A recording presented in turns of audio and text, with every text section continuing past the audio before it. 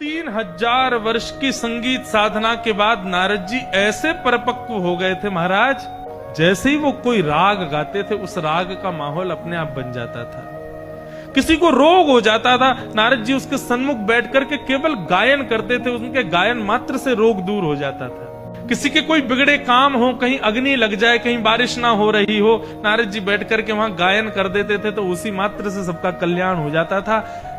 गायन तो बहुत अच्छा हो गया नारद जी का, लेकिन अभिमान आ गया अंदर।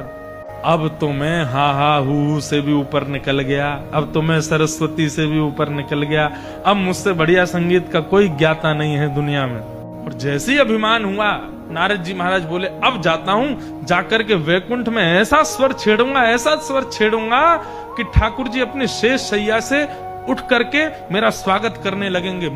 मेरा अपमान किया था ना ठाकुर जी ने। अभिमान युक्त होकर के जैसे ही नारद जी जाने लगे, ठाकुर जी मनी मन सोचने लगे, नारद अभिमान नहीं, और अब नारद का अभिमान टूटना चाहिए।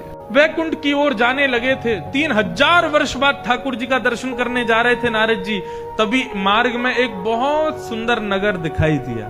सुंदर सुंदर स्त्रियां घूम रही थीं, सुंदर पुरुष घूम रहे थे, सुंदर सुंदर बालक, मतलब उस नगर में कोई ऐसा था ही नहीं जिसका रूप अच्छा ना हो, सब सुंदर थे। नारद जी महाराज देखकर के अचंभित हो गए, भाई इतना सुंदर लोग मैंने कभी नहीं देखे अपने जीवन में पहले।